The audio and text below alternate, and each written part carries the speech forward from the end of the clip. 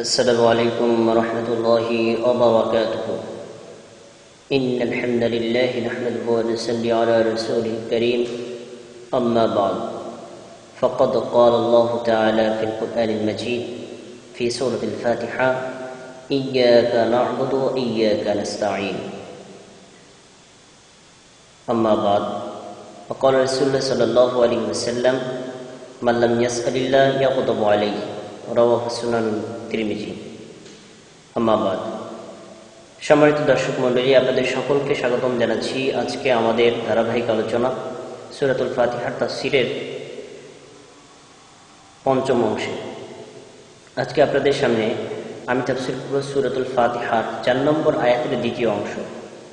সূরাতুল ফাতিহার 4 নম্বর আয়াতটি হলো: ইয়্যাকা না'বুদু ওয়া ইয়্যাকা নাস্তাঈন। আমরা কেবলমাত্র আপনারই ইবাদত করি, আপনার কাছেই সাহায্য চাই।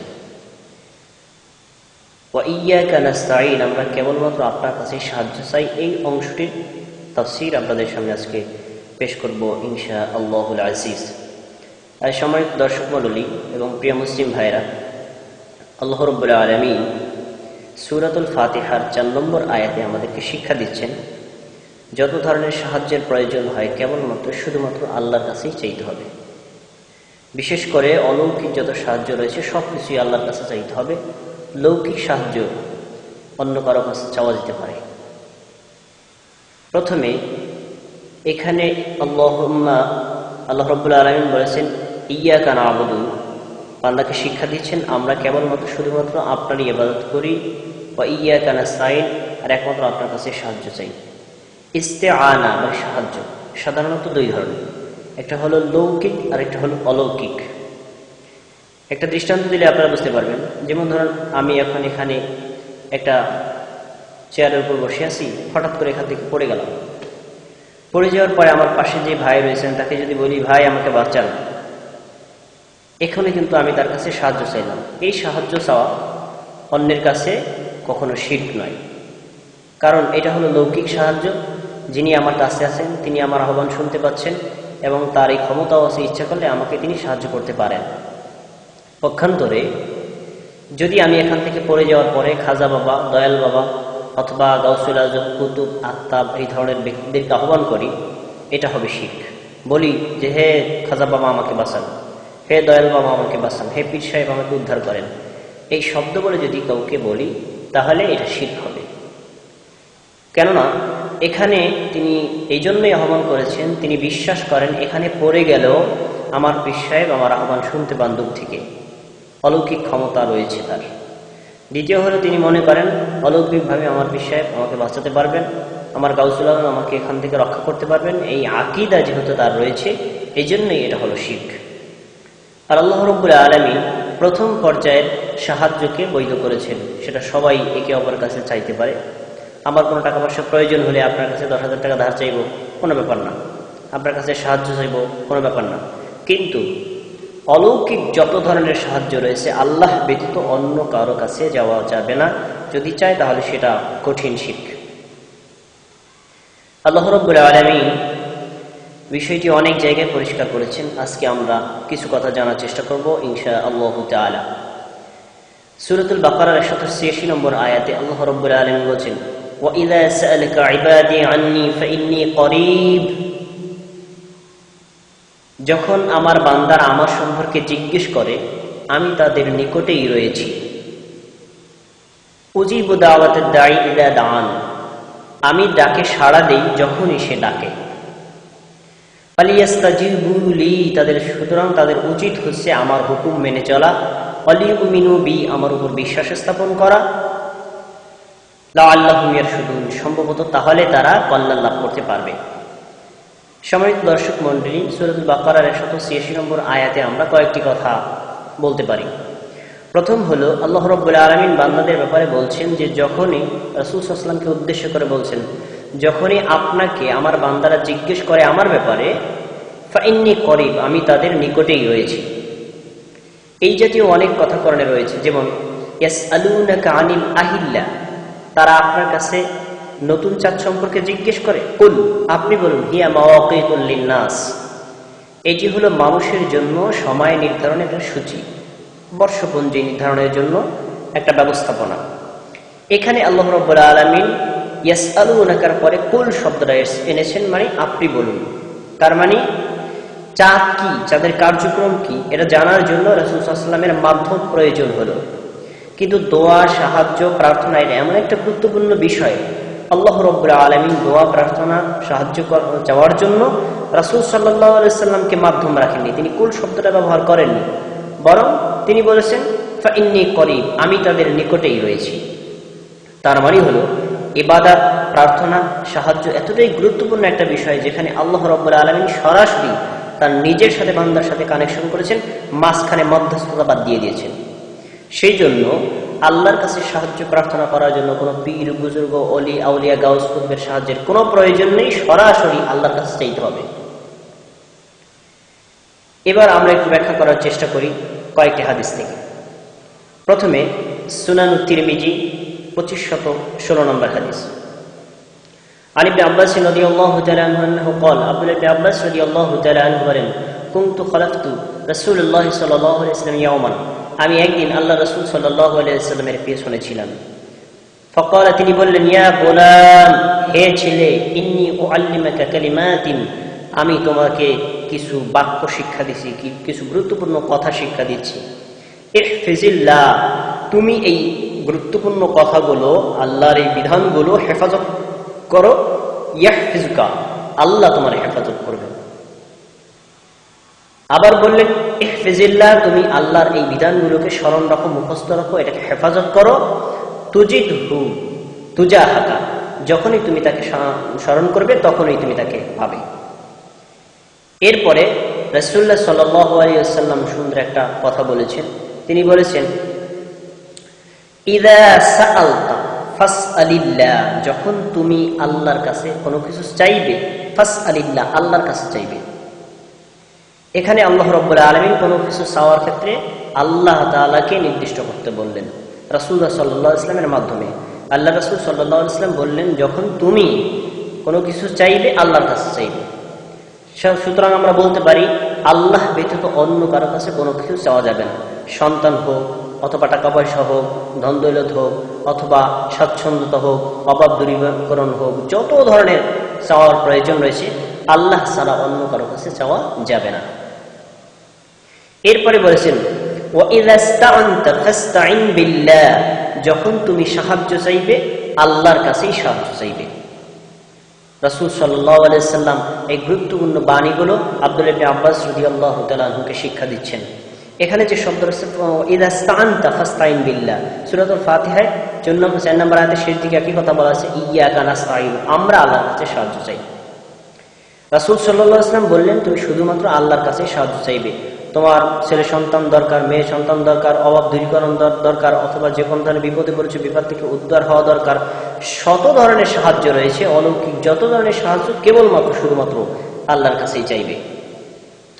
আল্লাহর কাছে সবকিছু চাইতে হবে, আল্লাহর কাছে সাহায্য চাইতে হবে। একথা বলার পরে রাসূলুল্লাহ সাল্লাল্লাহু আলাইহি ওয়াসাল্লাম তাকে একটা মূলনীতি বলে দিয়েছেন তাকদীর প্রসঙ্গে। তিনি বলেছেন, ওয়ালাম, হে ছেলে, ভালো করে মনে রাখো, ভালো করে স্মরণ রাখো, ভালোভাবে জেনে রাখো, আন্নাল কুওয়াতা লাউ ইজতামাআত আলা আইয়ানফাউকা, সমস্ত পৃথিবীর মানুষ যদি একত্রিত হয় তোমাকে উপকার করার জন্য, তাহলে লাম ইয়ানফাউকা ইল্লা শাইউন ক্বাদ কাতাবাল্লাহু লাক, তারা তোমার ততটুকুই উপকার করতে পারবে যতটুকু আল্লাহ রাব্বুল আলামিন তোমার তাকদীরে উপকার লিখে রেখেছেন। এর চাইতে বিন্দু মাত্র বেশি উপকার করতে পারবে না। আবার বলেছেন ওয়ালাউ ইজতামাউ, যদি তারা একত্রিত হয়, ইয়াদুরুকা, তোমার ক্ষতি সাধন করার জন্য, লাম ইয়াদুরুকা ইল্লা শাইউন ক্বাদ কাতাবাহুল্লাহু লাক, তাহলে তারা সবাই মিলে একত্রিত হয়ে তোমার ক্ষতি শুধুমাত্র ততটুকুই করতে পারবে আল্লাহ তোমার তাকদীরে যতটুকু লিখে রেখেছেন। এরপরে তিনি বললেন রুফিআতিল আকলাম, কলমগুলোকে উঠিয়ে রাখা হয়েছে, জাফফাতিস সুহুফ, আর খাতাগুলোকে বন্ধ করে দেওয়া হয়েছে। তার মানে তাকদীর এখন আর নতুন করে লেখা হচ্ছে না, যেটা অতীতে লেখা হয়ে গেছে। তোমার তাকদীরে যদি কোনো কষ্টকর বিষয় থাকে সেটা আল্লাহ তাকদীরে লিখেই রেখেছেন, তোমার তাকদীরে যদি ভালো কিছু নির্ধারণ থাকে সেটা তাকদীরে লিখেই রেখেছেন, অতএব তুমি অন্যের কাছে সাহায্য কেন প্রার্থনা করবে, শুধুমাত্র আল্লাহর কাছেই চাইবে। এখান থেকে আমরা কয়েকটি পয়েন্ট আউট করতে পারি। প্রথম কথা হলো একমাত্র আল্লাহর কাছে চাইতে হবে। দ্বিতীয় কথা হলো একমাত্র আল্লাহর কাছে সাহায্য প্রার্থনা করতে হবে। তৃতীয় কথা হলো কেউ যদি আমার উপকার করতে চায় তাহলে আল্লাহ আমার তাকদীরে যতটুকু উপকার লিখে রেখেছেন কেবল ততটুকু করতে পারবে, এর চেয়ে বেশি কিছু করতে পারবে না। চতুর্থ কথা হলো কেউ যদি আমার ক্ষতি সাধন করতে চায় ততটুকুই ক্ষতি করতে পারবে যতটুকু আল্লাহ আমার তাকদীরে লিখে রেখেছেন, এর থেকে অতিরিক্ত কোনো ক্ষতি করতে পারবে না। যেহেতু কোনো মানুষ তাকদীরের বাউন্ডারির বাইরে যেতে পারে না, তাহলে তাকদীর যেহেতু তারা উল্টাতে পারে না, মানুষের কাছে কেন প্রার্থনা করব? যদি কোনো কিছু প্রয়োজন হয় একমাত্র সে আল্লাহ তাবারক ওয়া তাআলার কাছেই চাইব, যিনি আমার জন্য তাকদীর নির্ধারণ করে রেখেছিলেন। সম্মানিত দর্শক মণ্ডলী, প্রিয় মুসলিম ভাইয়েরা, এখানে একটা গুরুত্বপূর্ণ বিষয় হলো আল্লাহ রাব্বুল আলামিন এবং আমরা দুজনের চরিত্র হলো ভিন্ন ধরনের। আল্লাহ রাব্বুল আলামিন হলেন সর্বশ্রেষ্ঠ দাতা, মহান দাতা, তিনি উদার মন মানসিকতা সম্পন্ন। মানুষের মন হলো সংকীর্ণ। সেজন্য আমরা আমাদের কাছে কোনো ভিক্ষুক যদি ভিক্ষা চাইতে আসে আমরা বিরক্ত হয়ে একবার দিই, দ্বিতীয়বার আবার ধমক দিই, তৃতীয়বার দিতেই চাই না। কিন্তু আল্লাহ রাব্বুল আলামিন হচ্ছেন বিপরীত প্রকৃতির। তার কাছে যে বেশি বেশি চায়, তার কাছে যে বেশি সাহায্য চায়, আল্লাহ তার উপর সন্তুষ্ট হন, আর এর বিপরীত হলে তার উপর অসন্তুষ্ট হন। দলিল সুনান তিরমিজির হাদিস 3373 নম্বর হাদিস। عن أبي هريرة رضي الله تعالى عنه أنه قال, আবু হুরায়রা রাদিয়াল্লাহু তাআলা আনহু থেকে বর্ণিত, তিনি বলেন, قال رسول الله صلى الله عليه وسلم, আল্লাহ রাসূল সাল্লাল্লাহু আলাইহি ওয়াসাল্লাম বলেছেন, মান লাম ইয়াসআলিল্লাহ ইয়াগদাবু আলাইহি, যে আল্লাহর কাছে কোনো কিছু চায় না আল্লাহ তার উপর রাগান্বিত হন। তার মানে আপনি আল্লাহর কাছে চাইবেন, আল্লাহ আপনাকে দিবেন, আবার চাইবেন, আল্লাহ আপনাকে দিবেন, যতবার চাইবেন ততবার দিবেন। আল্লাহ কখনো কুণ্ঠাবোধ করেন না, আর আল্লাহর ভান্ডারে কখনো শেষ নেই, যত দিবেন ততই আপনি পাবেন। কিন্তু আমরা তো বিপরীত অবস্থানে। কারণ কি? আমরা প্রত্যেকেই হলো ফকির। আল্লাহ রাব্বুল আলামিন স্পষ্ট করে তুলে দিয়েছেন, আনতুমুল ফুকারাউ লিল্লাহ, তোমরা সবাই হলে আল্লাহর দরবারে ফকির। আল্লাহু হুয়াল গনিয়্যুল হামিদ, আল্লাহ হচ্ছেন ধনী এবং প্রশংসিত। এক ফকির আরেকজন ফকিরকে কখনো ভিক্ষা দেয় না, কারণ তারা তো দুজনেই ফকির। এই জন্য এই পৃথিবীর মধ্যে রাষ্ট্রপতি, প্রধানমন্ত্রী, ইমাম, খতিব, আলেম, ওলামা, সাধারণ লোক সবাই আল্লাহর দরবারের ফকির। কিন্তু আল্লাহ হচ্ছেন একমাত্র ধনী, তিনি কাউকে দিতে কোনো ধরনের কুণ্ঠাবোধ করেন না। সেজন্য আমরা শুধুমাত্র কেবলমাত্র আল্লাহর কাছেই প্রার্থনা করব। এখানে একটা কথা স্পষ্ট, যদি আল্লাহর কাছে কেউ না আসে অন্যের কাছে চায় তাহলে আল্লাহ তাআলা তো অবশ্যই তার উপর রাগ করবেন, কারণ অন্যতে কোনো কিছু দিতে পারে না, দেওয়ার ক্ষমতা একমাত্র আল্লাহর হাতেই রয়েছে। আরেকটি হাদিস আপনাদের সামনে পেশ করছি, সহিহুল মুসলিম 6945 নম্বর হাদিস। عن أبي هريرة رضي الله عنه أنه قال, আবু হুরায়রা রাদিয়াল্লাহু তাআলা আনহু থেকে বর্ণিত, তিনি বলেন, قال رسول الله صلى الله عليه وسلم, আল্লাহ রাসূল সাল্লাল্লাহু আলাইহি ওয়াসাল্লাম বলেন, আল মুমিনুল কাওয়িয়্যু খায়রুন ওয়া আহাব্বু ইলাল্লাহ মিনাল মুমিনিদ দাঈফ, দুর্বল মুমিনের চাইতে শক্তিশালী মুমিন আল্লাহর নিকটে প্রিয় এবং তিনি উত্তম। অফি কুল্লিন খায়র, যদিও প্রত্যেকের মধ্যেই কল্যাণ রয়েছে। যিনি দুর্বল মুমিন, দুর্বল হলেও তো তিনি মুমিন, যিনি সবল মুমিন, তিনি সবল হলেও তো মুমিন। যেহেতু উভয়ের মধ্যে ইমানের বৈশিষ্ট্য রয়েছে, এই জন্য প্রত্যেকের মধ্যেই কল্যাণ রয়েছে। তারপরে তিনি বলছেন, ইহরিস আলা আইয়ানফাউকা, যে কাজটা তোমার জন্য উপকারী, তোমার জন্য কল্যাণকর, তুমি সেটি অর্জন করার জন্য আগ্রহী হও। তারপর বলেছেন, ওয়াস্তাইন বিল্লাহ, তুমি আল্লাহর কাছে সাহায্য প্রার্থনা করো। ওই যে ওয়াইয়াকা নাস্তাইন, সেখান থেকে এই শব্দটা এসেছে। এজন্য হাদিসটা আপনাদের সামনে পেশ করছি, ওয়াস্তাইন বিল্লাহ, আল্লাহর কাছে সাহায্য চাও। ওয়ালা তাআজুস, আল্লাহর কাছে সাহায্য চাওয়ার ক্ষেত্রে তুমি কখনো অক্ষমতা প্রকাশ করো না। আল্লাহর কাছে চাও, একবার না চাও, দুইবার চাও, দুইবার না চাও, বেশিবার চাও, শতবার চাও, অবশ্যই আল্লাহ আজ অথবা কাল, টুডে অর টুমরো, তোমার দোয়া অবশ্যই আল্লাহ কবুল করবেন। এরপরে তিনি বলেছেন, ইন আসওয়াবাকা শাইউন, যদি তোমার উপর কোনো বিপদ আপতিত হয় তাহলে ফালা তাকুল, তুমি কথা বলো না, লাউ আন্নী ফাআলতু কানা কাযা ওয়া কাযা, আমি যদি এরকম করতাম তাহলে এরকম হতো, আমি যদি ওইরকম করতাম তাহলে ওইরকম হতো। ইসলামে অতীত কোনো ঘটনাবলীকে কেন্দ্র করে লাও বা যদি শব্দটা ব্যবহার করা যাবে না, ইফ শব্দটা ব্যবহার করা যাবে না, এটি ইসলাম সমর্থন করে না। কেননা অতীতে আপনি যে কাজটি করেননি সেটাকে নিয়ে আফসোস করার কোনো সুযোগ নেই। কেননা অতীতে যেটা আপনি করেননি ওটা আল্লাহ আপনার তাকদীরে লিখে রেখেছিল, আপনি ওটা তাই করেছেন, সুতরাং এখানে আফসোস করার কোনো দরকার নেই। যদি করেন তাহলে কি হবে? ফাইন্না লাউ তুফতাহু আমালাশ শাইতান, কেননা অতীত ঘটনাকে কেন্দ্র করে লাউ বা যদি শব্দটা ব্যবহার করলে শয়তানের পথ খুলে যায়। তাহলে শয়তান আপনাকে প্ররোচিত করে তাকদীরকে অস্বীকার করতে, তাকদীরকে অমান্য করতে। আপনি যদি তাকদীরের উপর বিশ্বাস স্থাপন করেন যে আল্লাহ রাব্বুল আলামিন আমার তাকদীরে অতীতে যে কষ্টে লিখে রেখেছিল তাই কষ্ট হয়েছে, আমার জন্য শান্তি লিখে রেখেছিলেন তাই শান্তি হয়েছে, আমার জন্য কোনো বিপদ রেখেছিলেন তাই বিপদ হয়েছে, সুতরাং সেখানে যদি শব্দটা ব্যবহার করার সুযোগ নেই। এখানে একটু দৃষ্টান্ত দিয়ে বোঝাই। ধরুন আপনি এখান থেকে এক জায়গায় রওনা করলেন, যাওয়ার সময় পথে অ্যাক্সিডেন্ট হলো। যখন রওনা করছিলেন তখন হয়তো আপনার স্ত্রী বলল এখন যাওয়ার দরকার নেই, 10 মিনিট পরে যান। আপনি আপনার স্ত্রীর কথা না শুনে চলে গেলেন, সেখানে গিয়ে অ্যাক্সিডেন্ট হলো। এখন যদি আপনি বলেন যদি আমার স্ত্রীর কথা শুনেন পরে আসতাম তাহলে হয়তো এই বিপদ হতো না, যদি আপনি এই ঘটনাকে কেন্দ্র করে এই যদি শব্দটা ব্যবহার করেন, তার মানে এখন যে ঘটনাটি তাকদীরে আল্লাহ আপনার জন্য লিখে রেখেছিল আপনি সেটা মানছেন না। আর তাকদীরকে এটা হলো অ্যাঙ্গেলে অস্বীকার করা হয়, যেটা ইসলাম সাপোর্ট করে না। সেজন্য অবশ্যই অতীত কোনো ঘটনাকে কেন্দ্র করে আমরা যদি শব্দটা ব্যবহার করব না। আল্লাহ দুঃখ দিয়েছেন, সুখ দিয়েছেন, শান্তি দিয়েছেন এবং প্রশান্তিতে রেখেছেন, সকল অবস্থায় আমরা তাকদীরকে স্বীকার করে নিব। কারণ এখানে হাদিসে রাসূল সাল্লাল্লাহু আলাইহি ওয়াসাল্লাম বলেছেন কুল, তখন তুমি বলো কদরুল্লাহি মা শাআ ফাআলা, এটা হলো আল্লাহর তাকদীর, আল্লাহ যা ইচ্ছা করেছেন তাই হয়েছে, আল্লাহ যা ইচ্ছা করেছেন তাই হয়েছে। সুতরাং তাকদীরের উপর বিশ্বাস স্থাপন করা আমাদের প্রত্যেকের জন্য জরুরি। সম্মানিত দর্শক মণ্ডলী, প্রিয় মুসলিম ভাইরা, আপনাদের সামনে এখন একটি গুরুত্বপূর্ণ হাদিস পেশ করব, যে হাদিসটি হলো হাদিসে কুদসি, যে হাদিসের মধ্যে আল্লাহ তাআলা বলেছেন, আল্লাহ তাআলা করেছেন, এই শব্দ দুটি উল্লেখ থাকে ও হাদিসটির নাম হল হাদিসে কুদসি। হাদিসে কুদসিটি অত্যন্ত গুরুত্বপূর্ণ, এর থেকে আমাদের কিছু তাওহীদের বাণী জানা রয়েছে, সেজন্য আমরা কথাগুলো মনোযোগ সহকারে শোনার চেষ্টা করব ইনশাআল্লাহুল আজিজ। হাদিসটি আমি সংকলন করেছি সহিহুল মুসলিম থেকে 6737 নম্বর হাদিস।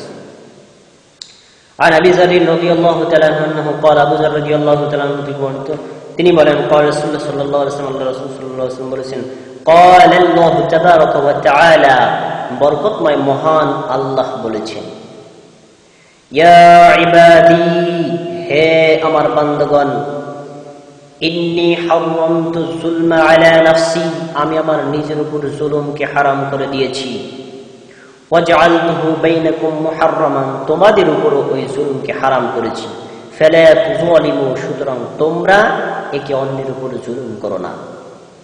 এখানে আল্লাহ রাব্বুল আলামিন তার সমস্ত আবেদ, সমস্ত বান্দাদেরকে লক্ষ্য করে বলছেন আমি আমার নিজের উপর জুলুমকে হারাম করে দিয়েছি। তার মানে হলো কোনো বান্দা যদি ন্যায় কাজ করে আল্লাহ তার পুরস্কার দিবেন, পুঙ্খানুপুঙ্খ দিবেন।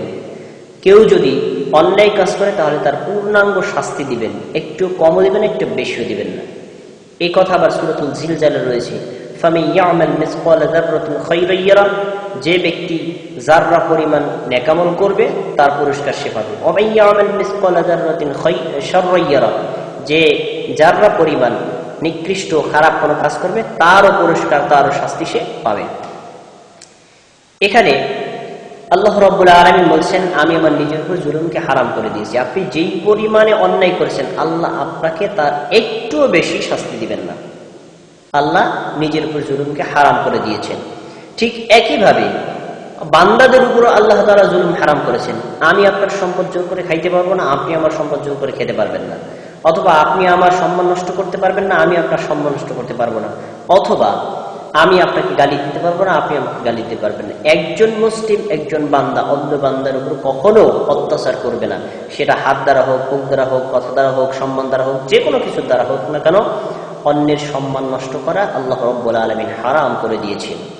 সহিহ মুসলিমে আরেকটি হাদিস সুন্দর রয়েছে, রাসূল সাল্লাল্লাহু আলাইহি ওয়াসাল্লাম বলেন ইত্তাকুল যুলমা, তোমরা জুলুম থেকে বিরত থাকো, বেঁচে থাকো, কেননা ফাইন্না যুলমাতু ইয়াউমাল কিয়ামা, কিয়ামতের দিন এই জুলুম অন্ধকার হিসেবে তোমার কাছে আগমন করবে। সুতরাং আমরা যত সম্ভব চেষ্টা করব অপর মুসলিম ভাইয়ের উপর, বিশেষ করে অন্য প্রাণী, মানুষ বা অন্য কোনো জীবজন্তুর উপর কখনো আমরা অত্যাচার করব না। এর থেকে বেঁচে থাকার চেষ্টা করব ইনশাআল্লাহুল আজিজ। পরে ক্বালাল্লাহু তাআলা, এরপরে আল্লাহ তাআলা বলেন, ইয়া ইবাদি, হে আমার বান্দাগণ, কুল্লুকুম দাল্লিন, তোমরা প্রত্যেকেই ছিলে বিভ্রান্ত, ইল্লা মান হাদাইতু, তবে আমি যাকে হেদায়েত করেছি সে ব্যতীত। এজন্য হেদায়েতের মালিক, হেদায়েতের দাতা হলেন আল্লাহ। আমি আপনাকে বোঝাতে পারি, আপনি মানেন অথবা না মানেন আপনার কাজ। হেদায়েত দাতা হলেন আল্লাহ, আমি অথবা অন্য কোনো ব্যক্তি হেদায়েত দাতা নন। আল্লাহ তাআলা বলছেন, তোমরা প্রত্যেকেই বিভ্রান্ত ছিলে বা থাকতে, আমি যাকে হেদায়েত করেছি সে ব্যতীত। তাহলে হেদায়েতের মালিক হলো আল্লাহ। যেহেতু হেদায়েতের মালিক আল্লাহ, তিনি বললেন ফাস্তাহদুনি, তোমরা আমার কাছে হেদায়েত প্রার্থনা করো, উহদিলাকুম, আমি তোমাদেরকে হেদায়েত দান করব। এই কথাটাই আল্লাহ রাব্বুল আলামিন প্রত্যেক সালাতের প্রত্যেক রাকাতে শিক্ষা দিচ্ছেন। সূরাতুল ফাতিহা 4 নম্বর আয়াত, 5 নম্বর আয়াত কি, ইহদিনাস সিরাতাল মুস্তাকিম, হে আমাদের প্রভু, আমাদেরকে সরল সঠিক পথ প্রদর্শন করুন। হেদায়েতের পথ আমরা আল্লাহর কাছে চাচ্ছি, হেদায়েতের পথ আল্লাহ ব্যতীত অন্য কেউ দিতে পারে না। এই জন্য আল্লাহ তাআলা বললেন ফাস্তাহদুনি উহদিকুম, তোমরা আমার কাছে হেদায়েত চাও, আমি তোমাদেরকে হেদায়েত দান করব। এরপরে আল্লাহ তাআলা বললেন, ইয়া ইবাদি, হে আমার বান্দাগণ, কুল্লুকুম জাইউন, তোমরা প্রত্যেকেই ছিলে ক্ষুধার্ত, ইল্লা মান আত'আমতুহু, তবে আমি যাকে খাদ্য দান করেছি সে ব্যতীত। আল্লাহ যদি কাউকে খাদ্য না দেন, কখনো কেউ কখনো খেতে পারবে না। সেজন্য খাদ্যদাতার মালিক হলেন আল্লাহ। আল্লাহ রাব্বুল আলামিন কোরআন মাজিদে আরো স্পষ্ট করে বলেছেন, ওয়া মা মিন দাব্বাতিন ফিল আরদি ইল্লা আলাল্লাহি রিজকুহা, এই পৃথিবীর মধ্যে যত চতুষ্পদ জন্তু রয়েছে, যত প্রাণী রয়েছে, সমস্ত প্রাণীর রিজিকের দায়িত্ব একমাত্র আল্লাহ তাআলার উপরে। আল্লাহ ব্যতীত অন্য কেউ সকলের রিজিকের ব্যবস্থা করতে পারেন না। সুতরাং ফাস্তাত'ইমুনি উত'ইমুকুম, আল্লাহ বললেন তোমরা কেবলমাত্র আমার কাছেই খাদ্য চাও, আমি তোমাদেরকে খাদ্য দান করব। এরপরে তিনি বললেন, ইয়া ইবাদি, হে আমার বান্দাগণ, ইন্নাকুম আরুন, তোমরা প্রত্যেকেই ছিলে উলঙ্গ, ইল্লা মান কাসাইতুহু, তবে যাকে আমি পোশাক দান করেছি সে ব্যতীত। ফাস্তাকসুনি আকসিকুম, তোমরা সকলে আমার কাছে পোশাক চাও, আমি তোমাদের পোশাকের ব্যবস্থা করে দিব। আল্লাহ রাব্বুল আলামিন এই জন্যই বলেছেন যে আমি তোমাদের উপর পোশাক নাজিল করেছি। ইয়া বনি আদম কদ আনজালনা আলাইকুম লিবাসান ইউয়ারি সাওআতিকুম, হে আদম সন্তানেরা, আমি তোমাদের উপর পোশাক নাজিল করেছি। আল্লাহ যদি পোশাকের ব্যবস্থা না করতেন, পোশাকের বিধান চালনা করতেন, তাহলে পোশাক আমরা কেউ পরতাম না, আর এটা পেতাম না। সুতরাং পোশাক কেবলমাত্র শুধুমাত্র আল্লাহর কাছে প্রার্থনা করতে হবে। এরপরে আল্লাহ রাব্বুল আলামিন সুন্দর একটা কথা বলেছেন, যেটা আমাদের প্রত্যেকের শোনার দরকার। তিনি বলেছেন, ইয়া ইবাদি, হে আমার বান্দাগণ, ইন্নাকুম তুখতিউনা বিল-লাইলি ওয়ান-নাহারি, তোমরা দিনে এবং রাতে গুনাহ করে থাকো, ওয়া আনা আগফিরুয যুনুবা জামিআ, আর আমি হলাম এমন এক সত্তা, এমন এক আল্লাহ, আমি তোমাদের সমস্ত গুনাহগুলোকে মাফ করে দেই। সুবহানাল্লাহি ওয়া বিহামদিহি। একই কথা আল্লাহ রাব্বুল আলামিন সূরাতুজ জুমারের 53 নম্বর আয়াতে বলেছেন, কুল ইয়া ইবাদিয়াল্লাযীনা আসরাফু আলা আনফুসিহিম, হে রাসূল আপনি বলে দিন, হে আমার বান্দারা, যারা তোমাদের নিজেদের উপর জুলুম করেছো, লা তাকনাতু মির রাহমাতিল্লাহ, তোমরা আল্লাহর রহমত থেকে নিরাশ হয়ে যেও না। ইন্নাল্লাহা ইয়াগফিরুয যুনুবা জামিআ, তিনি হলেন এমন এক সত্তা যিনি সমস্ত গুনাহ একসাথে ক্ষমা করে দিতে পারেন। ইন্নাহু হুয়াল গফুরুর রহিম, তিনি হলেন ক্ষমাশীল এবং অত্যন্ত দয়ালু। আয়াতটি থেকে স্পষ্ট প্রমাণ পাওয়া যায়, আমরা যদি গুনাহ করে থাকি, পাপ করে থাকি, নৈরাশ পাওয়া যাবে না, আল্লাহর উপর আশ্বস্ত হয়ে আল্লাহর কাছে ক্ষমা চাইতে হবে, কারণ আল্লাহ তাআলা হচ্ছেন গফফার, তিনি সবচেয়ে বড় ক্ষমাশীল। এই জন্য ক্ষমা প্রার্থনা কেবলমাত্র শুধুমাত্র একমাত্র আল্লাহর কাছেই করতে হবে। তারপরে আল্লাহ রাব্বুল আলামিন গুরুত্বপূর্ণ কয়েকটা কথা বলেছেন, ইয়া ইবাদি, হে আমার বান্দাগণ, ভালোভাবে জেনে রাখো, লাম তাবলুগু দররি, তোমরা কেউ কখনো কোনো সময়ের জন্য আমার বিন্দুমাত্র ক্ষতি সাধন করতে পারবে না। ফাতাদুররুনি, যদি পারো তাহলে ক্ষতি করো, দেখি কতটুকু পারো। কেউ আল্লাহর ক্ষতি সাধন করতে পারবে না। কেউ যদি আল্লাহর ক্ষতি সাধন করতে চায়, সে নিজেই ক্ষতিগ্রস্ত হবে। এরপরে আল্লাহ তাআলা বলেন, ইয়া ইবাদি, লান তাবলুগু নাফঈ, হে আমার বান্দাগণ তোমরা কেউ কখনো আমার উপকার সাধন করতে পারবে না। ফাতানফাউনি, যদি পারো আমার উপকার করো। তো এই পৃথিবীর মধ্যে যত সৃষ্টি রয়েছে কেউ আল্লাহর উপকার করতে পারে না, বরং যদি সে নিজে ভালোভাবে চলে, আল্লাহর বিধান অনুযায়ী জীবনযাপন করে, সে নিজেই নিজের উপর উপকার করলো। কেউ যদি আল্লাহর বিধানকে লঙ্ঘন করে, সে নিজেই নিজের উপর জুলুম করলো, আল্লাহ তার উপর জুলুম করছেন না। এরপরে আল্লাহ রাব্বুল আলামিন সুন্দর একটা কথা বলেছেন। তিনি বলেছেন, ইয়া ইবাদি, হে আমার বান্দাগণ, লাউ আন্না আউওয়ালাকুম ওয়া আখিরাকুম ওয়া ইনসাকুম ওয়া জিন্নাকুম, যদি তোমাদের মানুষের প্রথম মানুষ থেকে শেষ মানুষ, প্রথম জিন থেকে শেষ জিন, শুরু থেকে শেষ পর্যন্ত সমস্ত মানুষ এবং জিন, কানু আলা রাজুলিন আলা আক্কা কলবিন রাজুলিন মিনকুম, তোমাদের মধ্যে সবচেয়ে যে ব্যক্তি আল্লাহকে বেশি ভয় করে, মুত্তাকি ব্যক্তির অন্তরের ন্যায় অন্তর হয়ে যায়, মা যাদা যালিকা ফি মুলকি, তাহলে আমার রাজত্বের একটু সৌন্দর্য বৃদ্ধি পাবে না। আমি পুরো পৃথিবীটাকে যেভাবে সুন্দর করে সুসজ্জিত করেছি, তোমরা সবাই আমার আনুগত্য করলে পৃথিবীর সৌন্দর্য বাড়বে না। আর তোমরা যদি আমার আনুগত্য নাও করো, তবুও আমার এই পৃথিবীর সৌন্দর্য বিন্দু মাত্র কমে যাবে না। তাহলে আমরা যদি আল্লাহ তাআলার রাসূল সাল্লাল্লাহু আলাইহি ওয়াসাল্লাম এই কথা দ্বারা স্পষ্ট বোঝাচ্ছেন যে তোমাদের পৃথিবীর সমস্ত মানুষের সবার যদি অন্তরটা সর্বোত্তম মুত্তাকি ব্যক্তির মতো হয়, পৃথিবীর মধ্যে সবচাইতে বড় মুত্তাকি হলেন বিশ্বনবী মুহাম্মদ রাসূলুল্লাহ সাল্লাল্লাহু আলাইহি ওয়াসাল্লাম, ওই ব্যক্তির মতো নিষ্কলুষ চরিত্রের অধিকারী যদি প্রত্যেক মানুষ হয়ে যায়, প্রত্যেক জিন হয়ে যায়, সবাই যদি তার আনুগত্য করে, পৃথিবীর সৌন্দর্য বাড়বে না, বরং যে এই পরিমাণ হবে সে তার নিজেকেই উপকার করবে। আল্লাহ ক্ষমতা মর্যাদা একটু বৃদ্ধি পাবে না, বরং তার নিজেরই মর্যাদা বৃদ্ধি পাবে।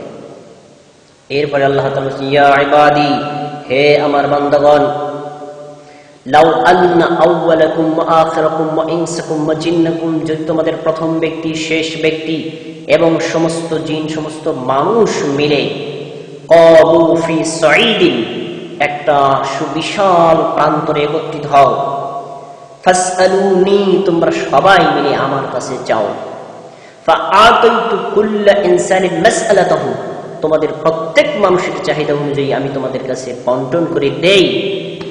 তাহলে ইচ্ছা মতো যদি প্রত্যেককে দেই, মা নাকাসা মিম্মা যালিকা ইনদি, আমার কাছে যে ধনভাণ্ডার রয়েছে তার থেকে ততটুকু মাত্র কমবে, ইল্লা মা ইয়ানকুসু মাখিতু ইযা উদখিলাল বাহরা, একটা সুই যদি মহাসমুদ্রের ভিতরে ডোবানো হয়, তারপরে সেটাকে তুললে তার ভিতরে যতটুকু পানি আসে, সমুদ্র ভিতরে যত পানি রয়েছে, লক্ষ লক্ষ কোটি কোটি টন পানির থেকে এক ফোঁটা পানি কমলে যতটুকু কমে, আমার কাছে যত ধনভাণ্ডার রয়েছে তোমাদের প্রত্যেকের প্রাপ্য বিষয় দিলে আমার ততটুকু কমবে না। সুবহানাল্লাহি ওয়া বিহামদিহি। সম্মানিত দর্শক মণ্ডলী, আল্লাহ রাব্বুল আলামিনের বক্তব্যগুলো আপনি কি ভালো করে লক্ষ্য করেছেন? আল্লাহ কত বড় প্রতাপশালী, কত বড় দানশীল, কত বড় ক্ষমতাশালী, কত বড় ধনভাণ্ডারের অধিকারী, তিনি কতটা বেশি দানশীল হতে পারেন।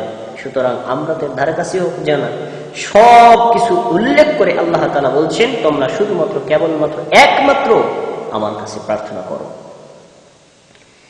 এরপরে আল্লাহ রাব্বুল আলামিন বলেছেন, ইয়া ইবাদি, হে আমার বান্দাগণ, ইন্নামা হিয়া আমালুকুম উহসিহা লাকুম, আমি তোমাদের আমলগুলো গণনা করে রাখছি, সুম্মা ওয়াফিকুম, এরপরে এই আমলের বিনিময়ে আমি তোমাদেরকে পুরস্কার দান করব। ফামান ওয়াজাদা খায়রান ফালিয়াহমাদিল্লাহ, যে ব্যক্তি ভালো পুরস্কার পায়, উত্তম পুরস্কার পায়, সেজন্য কেবলমাত্র আল্লাহর প্রশংসা করে সেজন্য বলে আলহামদুলিল্লাহ, আমি যে জান্নাত লাভ করেছি, আমি যে ক্ষমা লাভ করেছি, আমি যে পুরস্কার পেয়েছি, আলহামদুলিল্লাহ, সমস্ত প্রশংসা আল্লাহর জন্য। আমান ওয়াজাদা গায়রা যালিক, যে ব্যক্তি এর বিপরীত পাবে, খারাপ পাবে, ফালা ইয়ালুমান্না ইল্লা নাফসাহু, সেজন্য তার নিজেকেই দোষারোপ করে, কারণ আল্লাহ রাব্বুল আলামিন প্রত্যেক মানুষকে স্বাধীনতা দিয়েছেন। আপনি ইচ্ছা করলে জান্নাতের আমল করতে পারেন, জান্নাত পেয়ে যাবেন। ইচ্ছা করলে জাহান্নামের আমল করতে পারেন, জাহান্নামে চলে যাবেন। আপনি যদি আপনার কর্মের দ্বারা জাহান্নামে চলে যান, আল্লাহ রাব্বুল আলামিন এতে বিন্দু মাত্র দোষী হবেন না। সম্মানিত দর্শক মণ্ডলী, আমরা ইয়্যাকা না'বুদু ওয়া ইয়্যাকা নাস্তাঈন এই আয়াতটির দ্বিতীয় অংশের ব্যাখ্যা করলাম। ইয়্যাকা নাস্তাঈন, একমাত্র আল্লাহর কাছেই সাহায্য চাই। সুতরাং আমরা সিদ্ধান্ত নিই একমাত্র আল্লাহর কাছেই সাহায্য চাইব। আল্লাহ তাআলা আমাদের আমল করার তৌফিক দান করেন। আমিন। আসসালামু আলাইকুম ওয়া রাহমাতুল্লাহ।